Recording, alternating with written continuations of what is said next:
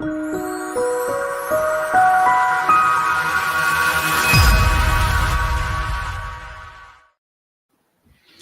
folks, here you are. You got Kurt and Emily here, and looks like we already got some people signed in live, which is awesome.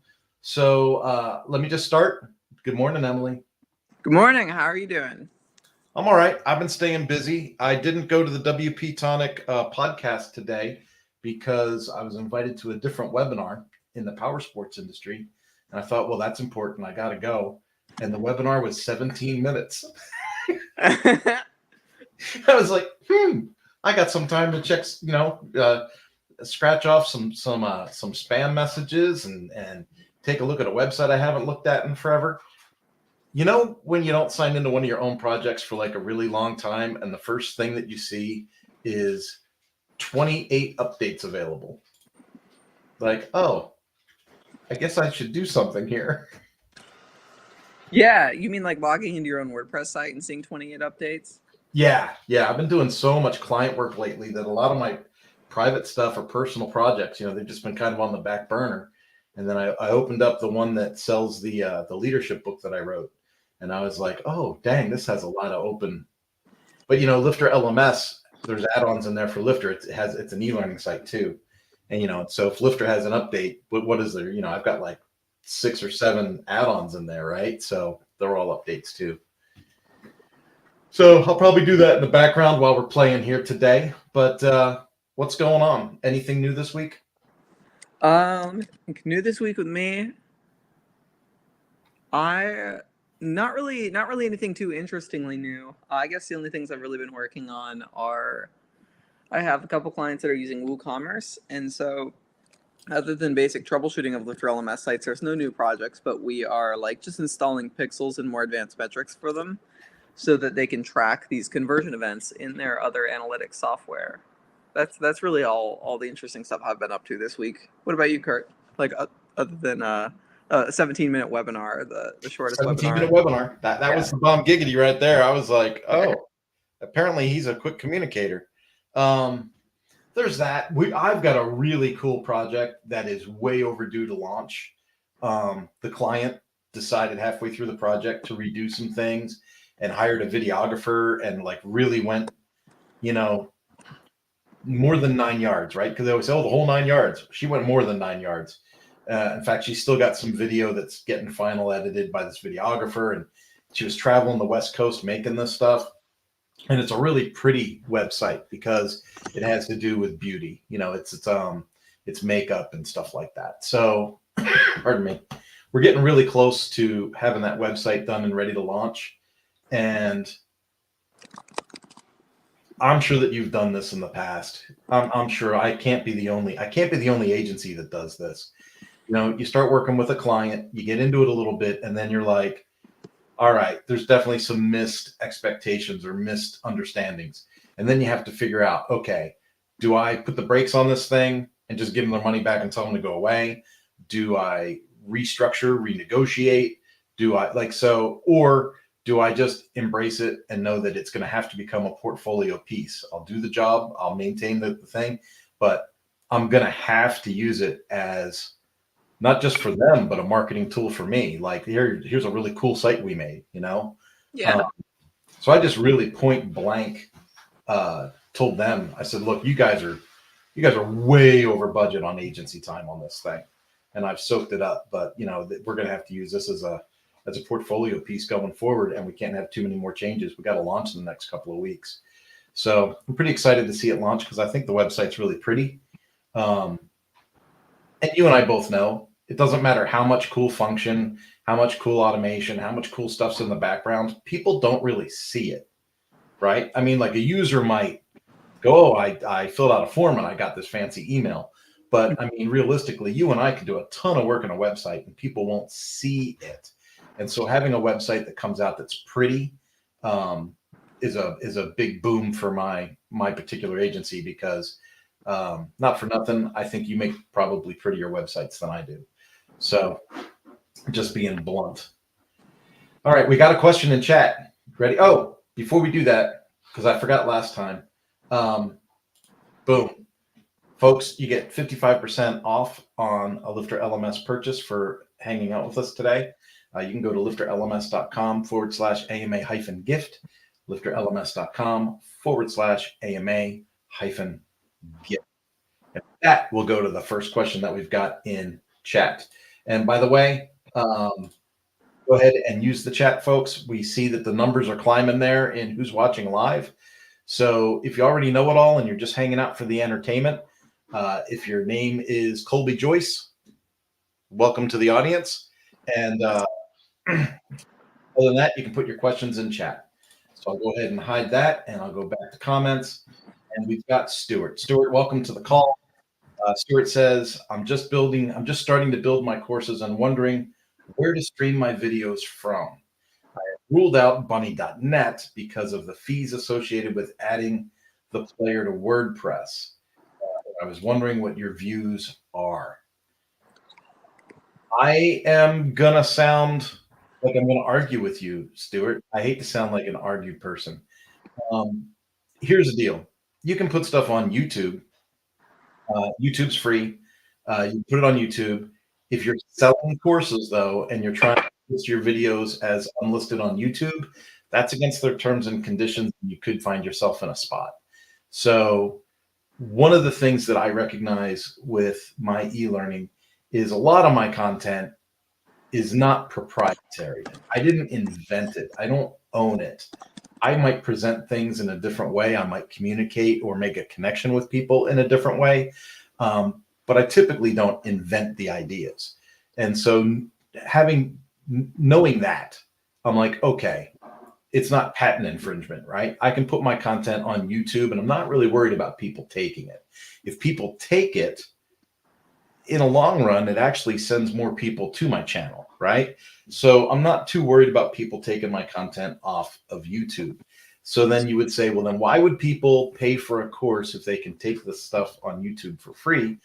And remember, your website, your e-learning website is curating that content. You're organizing it. You're putting it in a way. It's like, imagine taking a bunch of car magazines and just throwing them up in the air and having them land all over the floor and telling people, okay, now find the article on the 76 Camaro, right? Whereas if you had it in a website and had a directory of the 76 Camaro, the 84 Camaro, the 95 Camaro, that's providing that service of collating or aggregating that content. And so your website provides a service in that you aggregate that content. So the argument for YouTube is strong because of the SEO, the sharing, the exposure, all of the things that come with YouTube. After that, if you're going to use advanced videos, Wistia and Vimeo become the two premium hosting sources for video that LifterLMS would recommend, because our tools are built around YouTube, Wistia, and Vimeo. But I've recently worked with a handful, I'll just say a handful of websites that are using the bunny.net and Presto Player combination.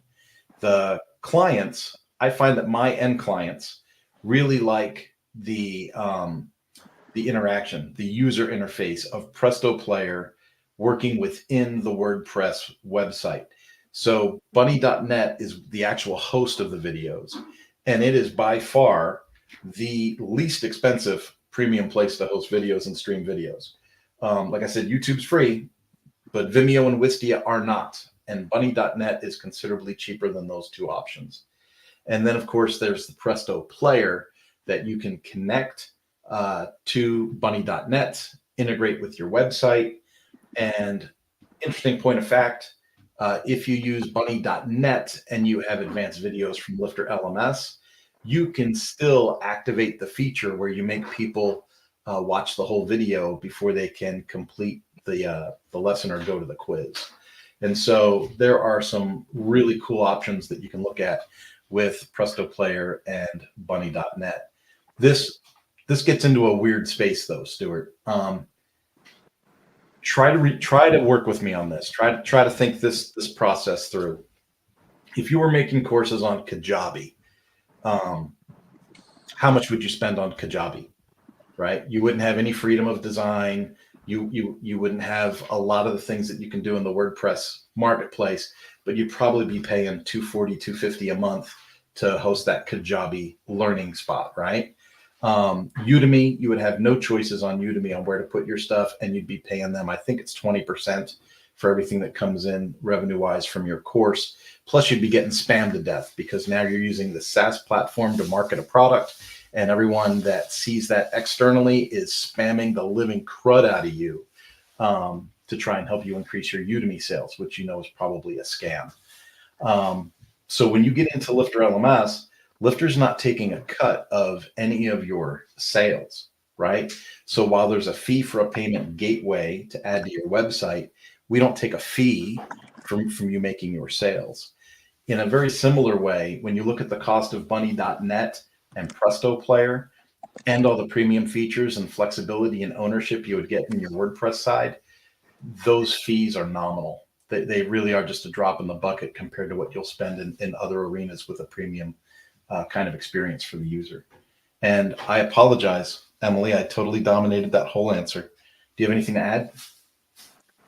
I use Bunny.net directly with WordPress. I don't know what the fees associated with adding the player to WordPress is. Maybe that's Presto Player. Like, I just take the HTML embed iframe thing they give me, and I embed them in my Lifter lessons straight from Bunny.net without the Bunny.net plugin or anything like that. But yeah, Presto Player takes it to the next level with even more interaction. Yeah, the Presto Player thing. So let's just like brass tacks, like be real. You, me, because I host my personal projects, not my clients' projects. My personal projects, I host my videos at a place called Adillo, Adilo, adillo.com. It was a lifetime purchase. Sometimes it's slow to load, other times it works flawlessly. But I really like the Adillo for me. But just like you said, Emily, I'll take the code and embed it directly into the page.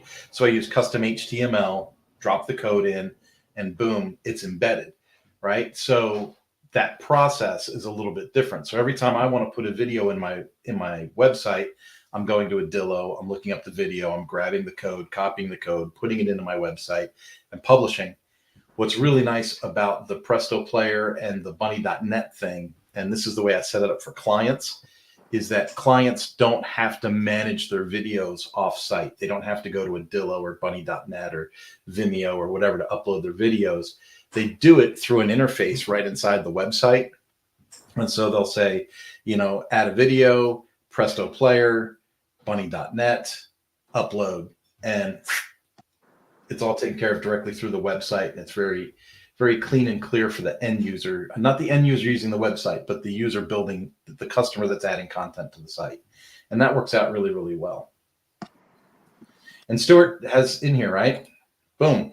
I wasn't aware that I could use Bunny.net without Presto Player. Yes, absolutely. You can use Bunny.net without Presto Player.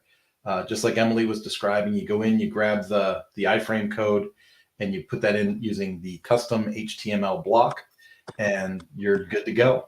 It works really, really well. Emily, refresh my memory though. In Bunny.net, do you have to choose whether it's responsive code or fixed code?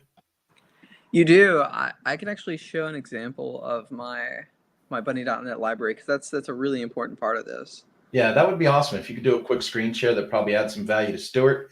And then while you're doing that, I just want to shout out to, we've got a few dozen people in here. I just want to point out, if you've got a question, comment, concern using LifterLMS or WordPress, go ahead and put your questions in chat. That said, we do have some pre-existing questions from the registration that we need to bring up today too. We've got 3 or 4 questions there. Yeah. My screen share is prepped, so I can show this too. We're in this one, share screen. So this is inside of my Bunny.net. My whole page. So we can upload a thumbnail here, and then what Kurt was mentioning is that these embed switches right here, where you say responsive, autoplay, My recommendation is to leave preload off because bunny.net will count that as having loaded a video the second someone loads a page. I would recommend just saying load the video when they click the play button so it's not charging you as much. If you zoom into the bottom corner, you can see I have $3.74 in my account. So I really don't have that many views on these specific videos because they're like tutorial videos that are in like courses that I have that are really niche. So I just have it preload whenever it gets down to like $2 or something. It puts $10 in, and so I'm paying about $10, $15, $20 a month for video hosting on all my videos on all of my paid platforms, and like a ton of cold storage that I have. But when you click on these embed switches, so this is the link I'm using. So if I copy that link, I can go to my WordPress side, and then I can go into one of my courses and then edit the lesson. And I'm just going to drop this as an HTML block, HTML, and then that'll be my embed code. But I'll talk about this in a second. It just embeds my video here right into the lesson. This is my bunny.net. And so inside of this code, you can see it says preload false, responsive true. It's taking muted false. It's taking these options here, muted false, responsive true. And so if you were to change this, now that it's embedded in my WordPress site, if I wanted it to autoplay, it wouldn't actually update this code right here to say autoplay true, right? So we would have to either change this value to true, or we would have to recopy the link, which now has a value of true. If I go here, I have to save it. But whatever, if I save my changes, leave this video, and then re-embed it, the autoplay will say true. So that's just an intricacy to know if you're doing it this way. Sweet. Stuart says, many thanks and great explanation. So I understand that keeping costs down is like a super focal point, especially for course creators getting started. But remember, the goal is to create something that generates revenue. So the other side of this is procrastination. A lot of course creators get started and they're super excited, but then there comes this point where they could have launched and they didn't launch, or they're tweaking something, or they're adding something, or they're changing web video hosts, or they're adding a different feature, or now they want to add community or something to this. Like, there's always a shiny object. There's always something to keep you out of there. What I want to drive back to just in this moment of the call is, if you focus on launching even a minimal viable product, just get something out there and start creating revenue. The sooner you start creating revenue, the sooner you stop worrying about things like how much it costs to put your videos on bunny.net, or if you can afford to have the Presto Player app, or if you, because if the site's creating money, like if you do the work once and it creates income over and over and over again, you've got the revenue, you've got the income to justify some of the automations and some of the cool things that make it more efficient. So I really just want to encourage you, don't be too bashful about things that cost a little bit to get started, and try to remember, I know this is hard, but like, I come from a world where e-learning was a 6-figure adventure for everybody to get started. And now you're able to do it for literally pennies to get started. So the sooner you can get a minimal viable product out, get some interest in it, start to build a little bit of a community behind your initiative, behind your idea, and then kind of that land and expand and grow, and get to where you're generating revenue on a regular basis, even if it's just a little bit of revenue, then you're able to give yourself some of these premium features that free you up to do other things. I hope I said that right. Yeah, I think it's like, I don't want to call Presto Player a shiny object, because I don't know, having a good user interface is legitimately useful to selling your customers more of your courses and products and just creating a positive environment. But for me, it's just not worth it at this point in my business. Going from, like, I think on all my courses total, I think I have about like 1,000 students enrolled. And so that's not enough for me to like go into paying for the optimization of something like Presto Player on that level. But I think from going to 1,000 to 10,000 students, that's probably about the point where the 1 or 2% increase in like click through engagement to my upsell opportunity or whatever inside of a lesson would be worth it, because if we're dealing with 10,000 students, 2% of that amount is a really large number. And I'm not interested in math today, so we'll go to Google times 0.02. That would be 200 people. If you're at 10,000 students, 200 people would have clicked on that offer, clicked on the link to view the offer. And then if that converts at like a 3% rate on average, that would be 6 conversions from within your course to some kind of an upsell. And that 6 conversions is probably going to be worth $100 per conversion, maybe $600, and then it's valuable to get that Presto player installed so that you're upgrading your conversion chain. But I'm just not there yet.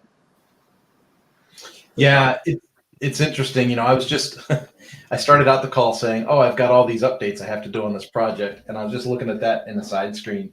And wouldn't you know it, you know, I've got Bertha AI in there. I've got Elementor, which I am not automatically updating. I've got Groundhog. I've got Presto Player, Independent Analytics, LifterLMS.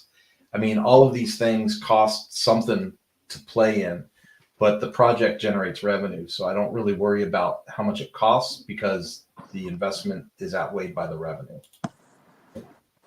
Totally. I think that's something that's definitely worth considering is the investment in this tool going to outweigh, or is the revenue going to outweigh the investment in the tool? And how confident are we that that's the case? Yeah, we could do a whole show on that. We could start our own podcast on that. Hey, we've got a couple of questions that came in before the show, and one's actually making me feel guilty. This is from Cindy. Cindy's actually someone I work with one-on-one. So this reminds me that I owe Cindy a phone call. Hey, Cindy, you don't have to put your questions into the sheet. You know, we talk to each other. But you know, I think you've talked about this before. I'd like to hear thoughts on the pros and cons of using course design software like Rise, Storyline, or using the LifterLMS course designer. So we call it the course builder at LifterLMS. And so for those of you that are, you know, signing into LifterLMS as a new course creator, you know, odds are you haven't even heard of Rise or Storyline or Captivate or some of these other tools that are out there. But it helps to know, right? It helps to know that there are things out there.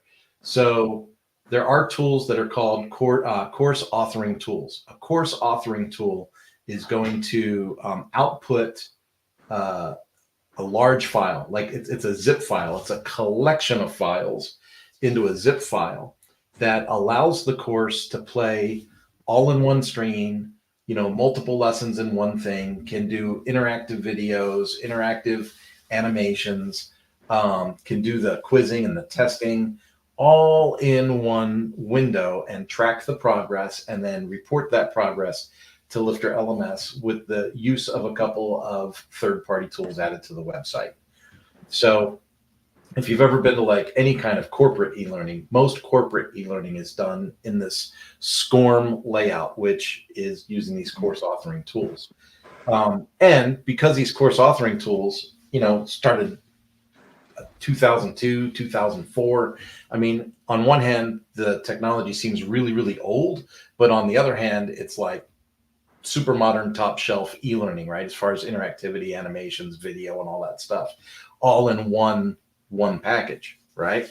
So a lot of folks, enterprise clients, will ask about putting SCORM into their LifterLMS powered website, which is kind of a specialty at Mañana No Mas, and we have a free course on LifterLMS on how to do it. So that's pretty cool stuff. So what are the pros and what are the cons? I think if a company has already invested in the SCORM material, which, by the way, is tens of thousands of dollars per course, it's not a walk in the park. So I worked at a large company half a decade ago, and they would spend $25,000 to $30,000 having one course generated in one of these course authoring tools. So if you look at the cost being $30,000 per course, and 10 courses is 300 grand, right? 30 courses is almost $1 million. So if you look at a company that has $1 million in course authoring already done, already spent, the benefit then is that we can still use that content in a LifterLMS powered website. We don't lose that investment. But if this question is more like, going forward, would you still subscribe to these tools and use these tools? And to be honest with you, my answer is no.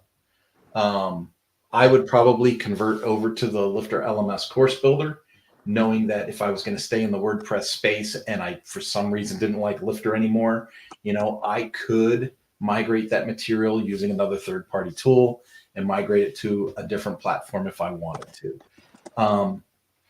Think in terms of all of the latest like e-learning methodologies, things that are taught at universities, taught at schools, right? The philosophies of e-learning. If we think about adult-centered learning is based on chunking, what we might call micro-learning, and people teaching each other through community and communication and live workshops. And so the idea that the LifterLMS course builder allows you to break what would normally be a large SCORM package into sections of lessons for little micro learnings. It gives the user, the end user, it gives them that dopamine hit of, I completed a lesson, I completed another lesson, I completed another lesson, instead of being locked into some window where they're like, oh God, how long is this thing, right? And so being able to go lesson to lesson to lesson to lesson, I think meets the modern learner where they're at, instead of locking them into a longer playing single screen. Plus, it's cheaper. I like cheap. Do you have any thoughts on that, Emily? You don't really play with SCORM too much, huh? Not really. I've only set it up for like a few clients. The grass blade one, like being the standard way to go. Now, like, I mean, I used to work with the old Tin Can XAPI one like 6 years ago, but Yeah. I mean, most of the clients that I have that use SCORM use that e-learning freak one, the free one on the repository, to just embed their SCORM content and make it a little bit more interactive, because they're not looking for the LRS components of connecting it all the way to the all that stuff. But yeah, I don't know. There's always different levels of it, and I think getting into SCORM, you got to be just as specific about your requirements for your website user experience as you are about every detail that goes into the SCORM file. I think this next question is going to more resonate with you than me. And this is also from Cindy. And it says, what are some good options for a digital workbook that is integrated within a course? We need journaling and self-reflection in one workbook over several courses. Is this even doable? What do you think of the Wobo app? Wobo. Let's see, what are good journaling options? I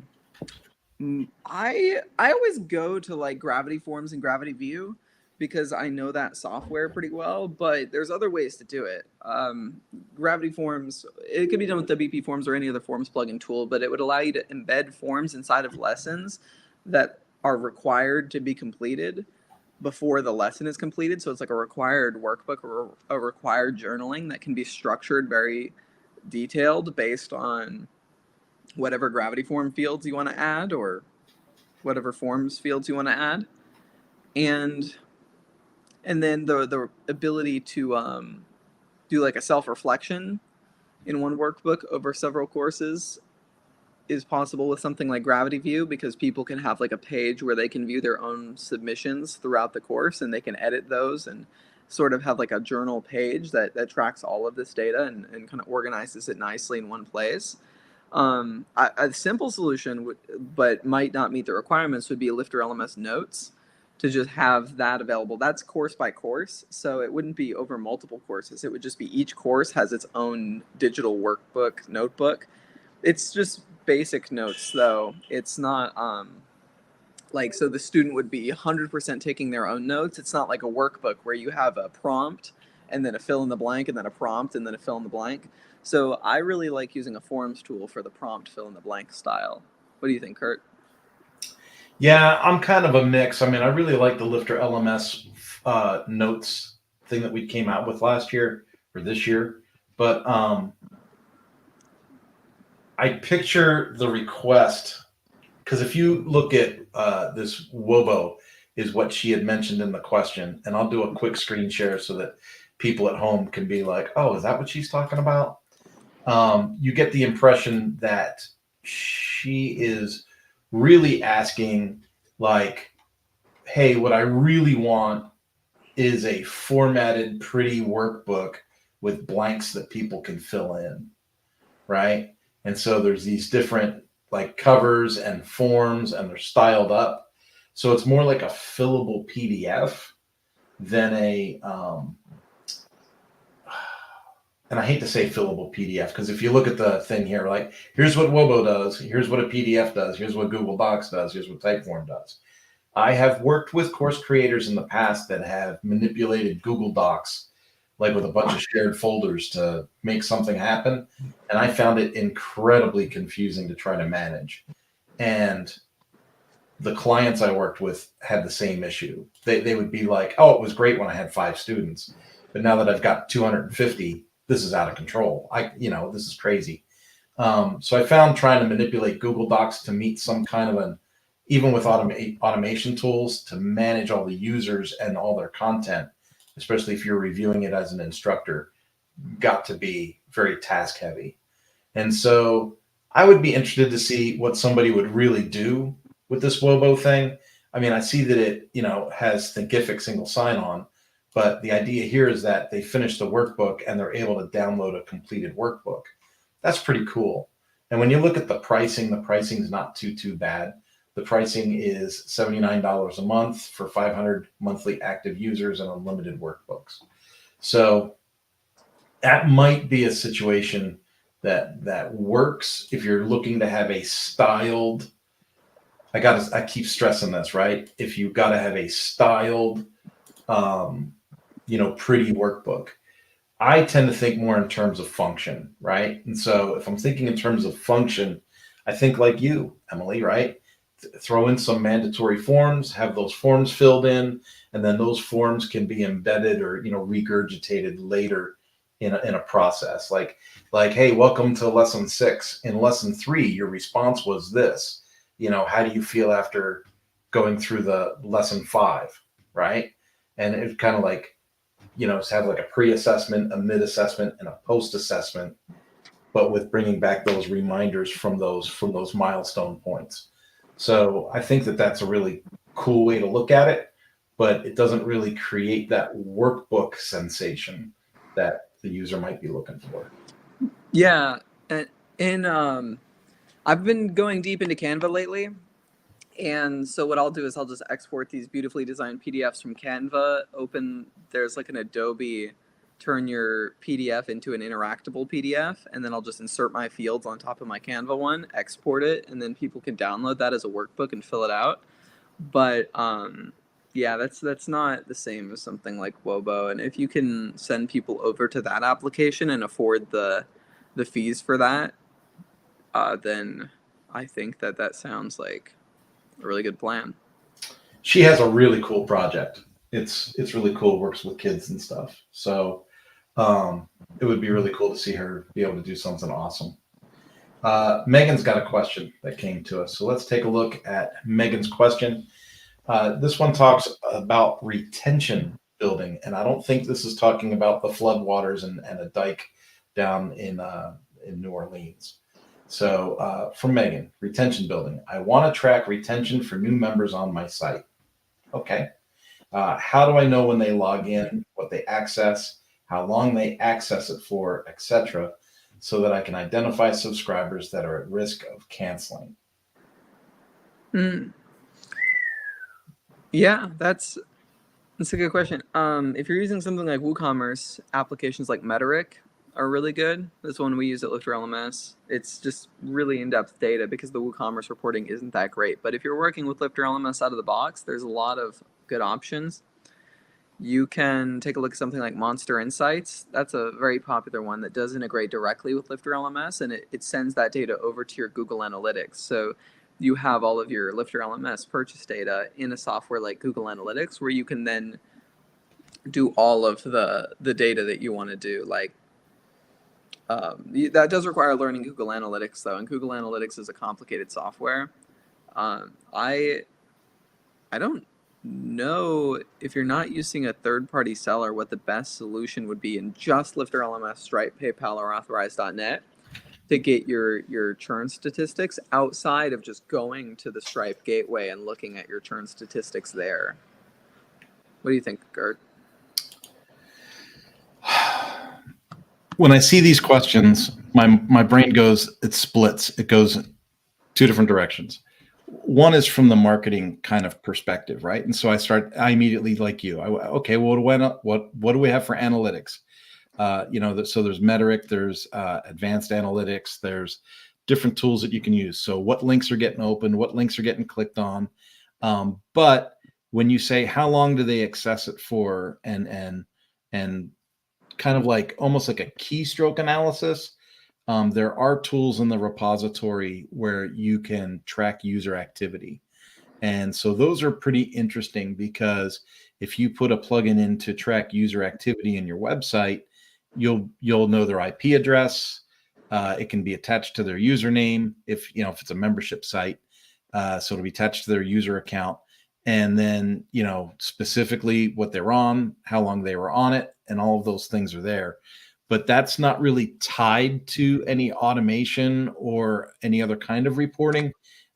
You'd kind of have to develop past that, I think, if you're looking for something to more integrate with your other analytics packages. It's interesting because that's a tool that we use. I shouldn't say we use. That's a tool that I have used in the past when someone from an e-learning perspective wanted to have a timer for students. So how long, like when did someone sign into a lesson? How long did they stay on the lesson? Blah, blah, blah, blah, blah. And they have to accrue a certain amount of time before they can complete the course. That user activity plugin, I've had developers develop that for me to create a timer. So there's a couple of different ways to look at it. There really is. The one thing I go to with the retention building, Megan, is more so than spying on the client is, do you have an active CRM tool or something that's actively communicating with the client? And so those are two very different dynamics. So one is, I'm spying on the client to know what they're doing and what they're interested in. That's one thing, right? That's, user analytics. But then there is also the front side of marketing, which is how do I communicate with the client to drive interactivity and retention? And so don't forget, there's two very different sides to the conversation. But it looks like Megan and Cindy are having their own conversation over here in chat. I don't know if you noticed that or not, Cindy. Not Cindy, Emily, Cindy. I'm calling everybody. Megan's got some other comments here on SCORM. It says, as an educational designer and developer and someone with years of experience with articulate products, there are a lot of things I like about it. Use it for very specific cases. Megan, I appreciate your input. I'll tell you the one thing I don't like about Articulate 360, and that is that $3,000 a year license. That one kills me. So like yourself, I was a big fan of H5P as well. It says, keep in mind there are a number of open source alternatives for course authoring as well, such as Evolve or H5P. We actually have a blog on LifterLMS. If you search H5P, you'll come right across our blog on that, which allows you additional interaction you want to consider. Your requirements with respect to accessibility. Accessibility is not super easy and not completely possible. Yeah, accessibility is a moving target. But you really need to put the effort in, right? As long as you can show that you've got the effort, that helps. She also had some thoughts like you about using Canva to make a fancy fillable PDF. But it's interesting because Cindy's actually watching live, which is cool. And she says, fillable PDFs are too static. We want to keep refining the workbook and having everyone get the latest workbook. Yeah, I think that Wobo thing might be worth taking a look at for you, Cindy. All right. Back to Megan. She says, we know when people cancel. We want to prevent people from canceling. So new member, how quickly they log in. Do they actually see the lessons or not? And if they aren't, then I want to send them an email. That's like a CRM kind of a thing. Megan, this gets down some interesting roads. Depending on what CRM you use or what automations you have, you could have it so Groundhog does this, for example. So Groundhog, you can put in the back of your WordPress website. You can use it as your formal CRM tool, and you can say, if someone hasn't logged in 3 days, send them this reminder, and it uses conditional logic to be able to do that, right? And so then it would wait a day or two, based on whatever the timing you programmed into it. So wait 3 days, send them an email if they haven't logged in, and then maybe say wait 2 days, and it's like, hey, did you see our email? You check your, don't lose track of your progress, don't lose your inspiration, or else you won't gain any knowledge. And so you can kind of hit people up with those messages. One of the really good messages I like is, hey, if you've lost direction, or if you've, how can we help you get back on track, and try and get them to reply or interact with the email. And then you get the reply and you've got something to work with. And you can use the conditional logic to know if someone replied or not. But those interactive CRM tools are really good for this. I think Active Campaign has a similar automation you can put in. I'm not too sure about Fluent CRM, which is sad because I actively use Fluent right now, but I haven't built an automation for this scenario yet, so I'm not sure if we have that.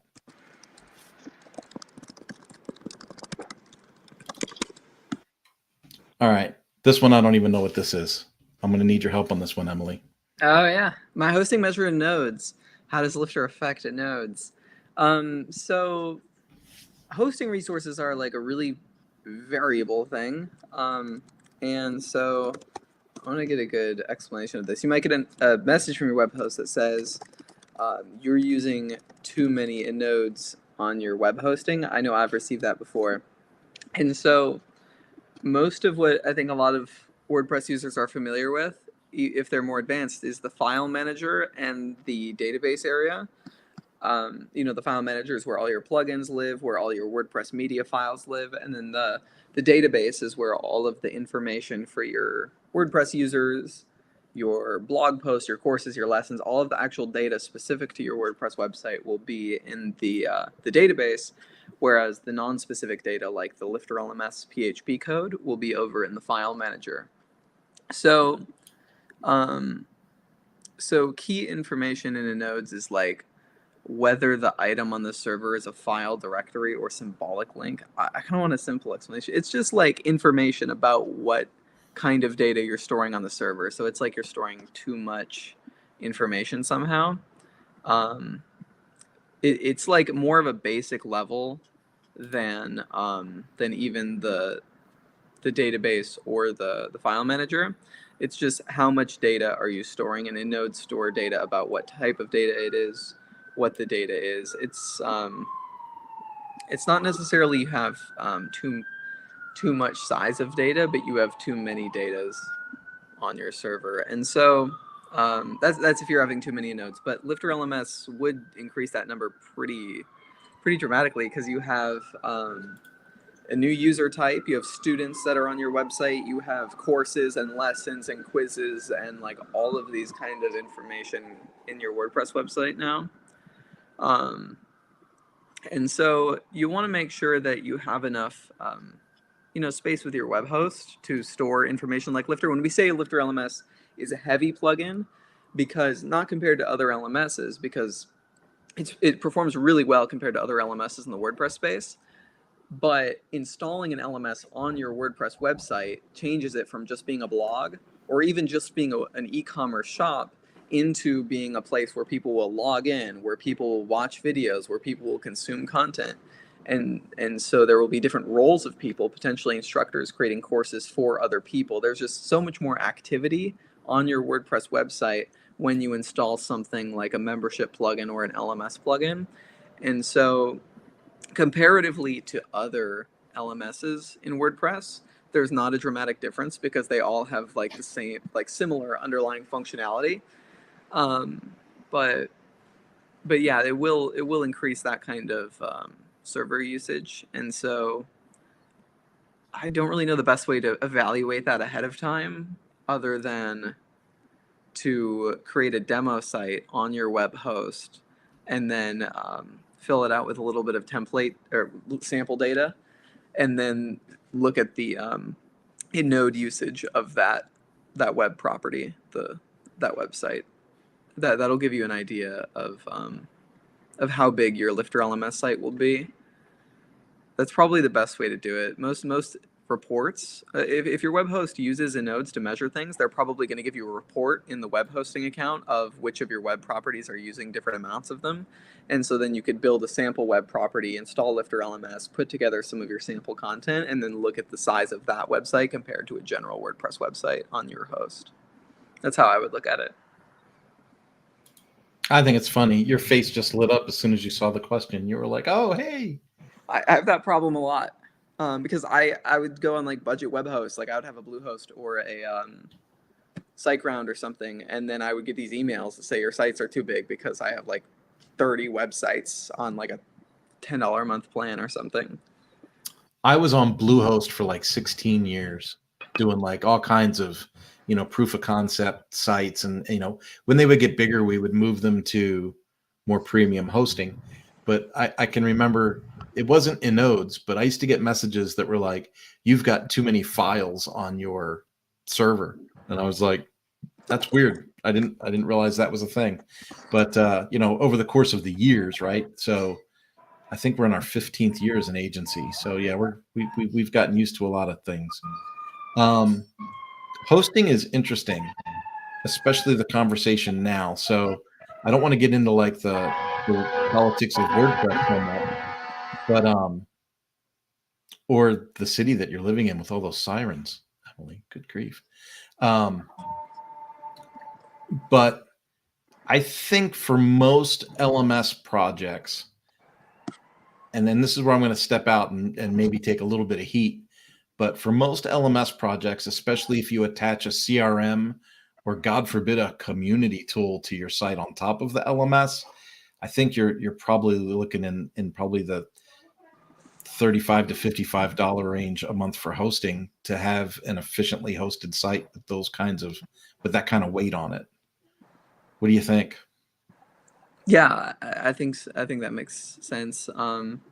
And with compliance laws that are updating all the time, there's more requirements around logging information, and one of the biggest culprits for taking up a nodes are logged information, because you have like media files, Yep. plugins, themes, all this stuff, but then log files can just be there can be so many different types of logs storing so much information.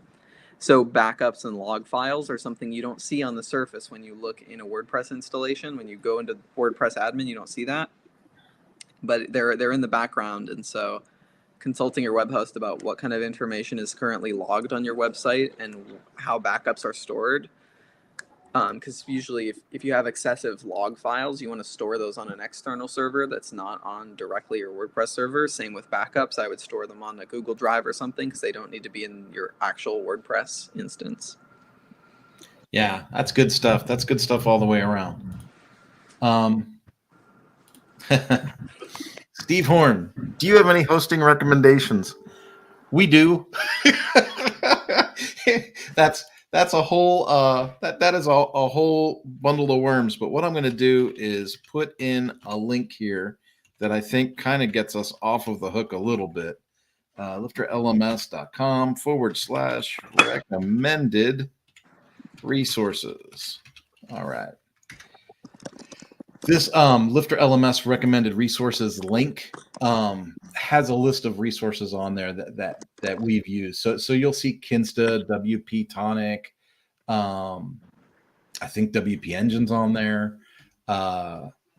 SiteGround we actually had to remove last year, the year before. So you'll see that we have some recommendations there. I've used Cloudways a ton, and I have a few clients that use Cloudways. And I didn't like having to set up email services through Cloudways very much. But if it's just the site and just the site hosting, I was very happy with the service and very happy with the performance and the cost. So I really like Cloudways in that instance. I will be transparent and tell you that for the last 2 years, I have personally been on 20i and have been very impressed with their customer service, the performance, the cost, and the features. Some people, you could ask 10 different developers, they're all going to say something different about where you should put your email at.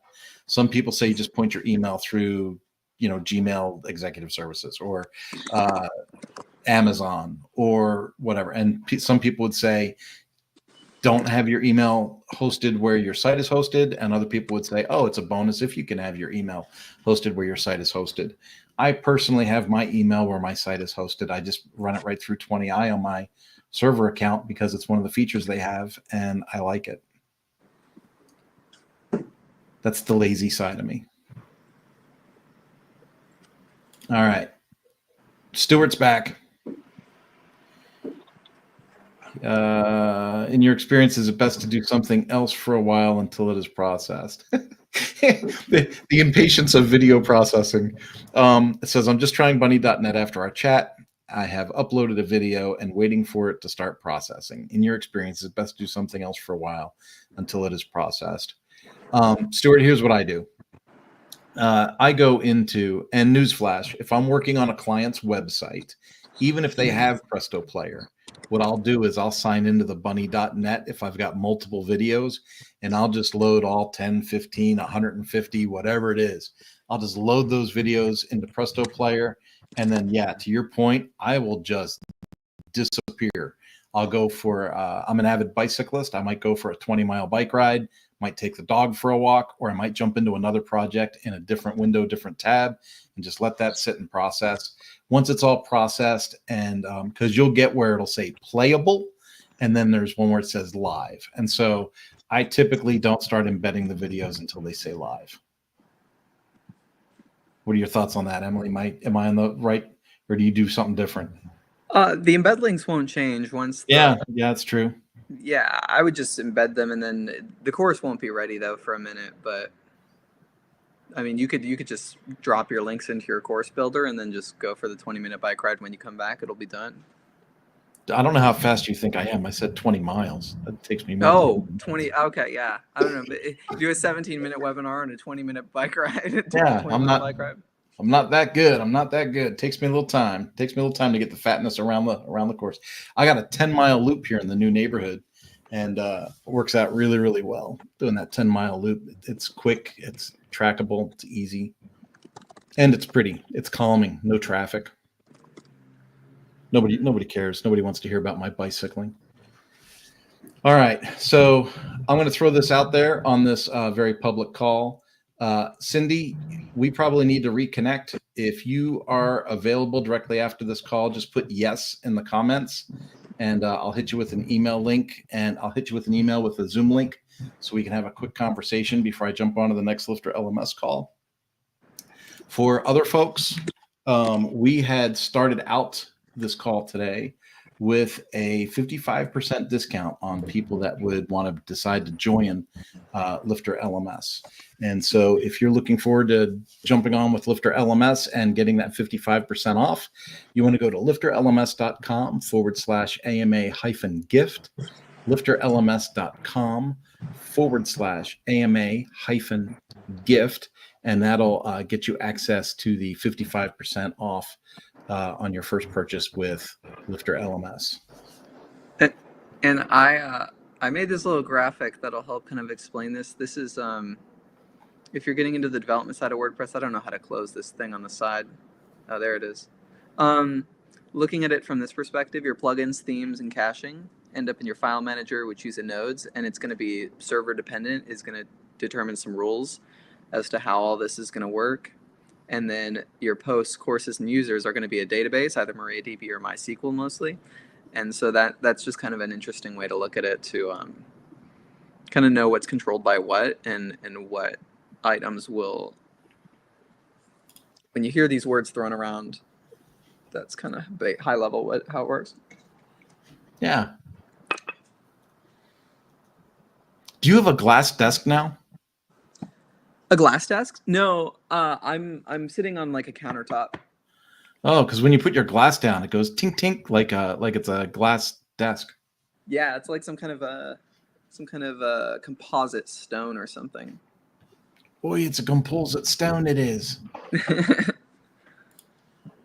I don't know. Let me see what else I got in here. I had some things open. I'm not sure. No, I think we are all caught up on what we needed to do there. So let's wrap this up with the last couple of minutes that we have, Emily. For those that are, and Steve Horn jumps in with a thanks so much. It is awesome to have everybody in here and chatting and trying to track these conversations here in the chat. But you're very welcome. It's actually really fulfilling when people show up to this thing and ask questions, and we can actually kind of help out a little bit. So, Steve, you are very welcome. I was in the middle of saying something. I got distracted. Emily, that's horrible. All right. So, those of you that are unaware, if you sign up with LifterLMS and you sign up for either the Universe or the Infinity Bundle, you also get access to what we call the Office Hours Mastermind Call. Office Hours and Mastermind happens at 3 o'clock. No, yes, 3 o'clock Eastern Time, 2 o'clock Central. Obviously, that would be 12 o'clock Pacific Time on Thursdays. And so we do this call, then we have an hour break, and then we do the next call. So it's me and Emily hosting that. It's a different format. So it is a Zoom call. You get, if you join the Universe or the Infinity Bundle, you're added to one of our CRM listings. And that CRM listing will send out the meeting link that you can join us on Zoom. Now, what's really cool about this is because we know who's coming to the meeting, right? We can do it on Zoom. We can allow for screen shares, problem solving. There's a lot of client to client banter and conversation. And so that is a really, really great option for folks that are trying to, kind of shortcut the development process, right? You can literally come to that meeting and say, hey, I'm just getting started. Where do you think I should, where do I put my syllabus for my first course? Or it could be, hey, I'm trying to integrate Fluent CRM for an automation that sends, a 1-year reminder for recertification. How would I do that? And then we just jump into a screen share and we help people problem solve those issues. So I wanted to throw that out there for you to let you know, kind of what our Thursdays look like. For Emily and I, we get a little bit of Zoom fatigue. I usually do a podcast right before this call, and then we get the hour break. Then we do the office hours, and then typically I'll have a meeting after that. And so you can imagine Thursdays are busy, but they are a windfall of interactivity, communication, problem solving, and quite honestly, learning. I would not have become the expert I am in the LifterLMS space if I wasn't so plugged into these two calls, because you can't be an expert on everything. And so getting input from multiple people kind of helps, draw that out, get to be really good at what you do. You got anything good going on next week with the minute to spare?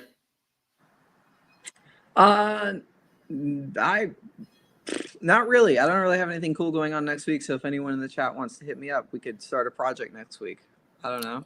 Yeah. Well, and you've got some WP Fusion stuff coming up, right? I do have a lot of WP Fusion promotional content coming out. I got all the thumbnail pictures taken, the first 5 video concepts, and I'm going to get those recorded next week too in the background. Wow, that is excellent. I wish you the best with that. I'm really interested to see how that goes. And Steve says, link for the mastermind. That's just it, Steve. You have to be in with the Universe or the Infinity Bundle. It gets emailed out through the CRM tool for that.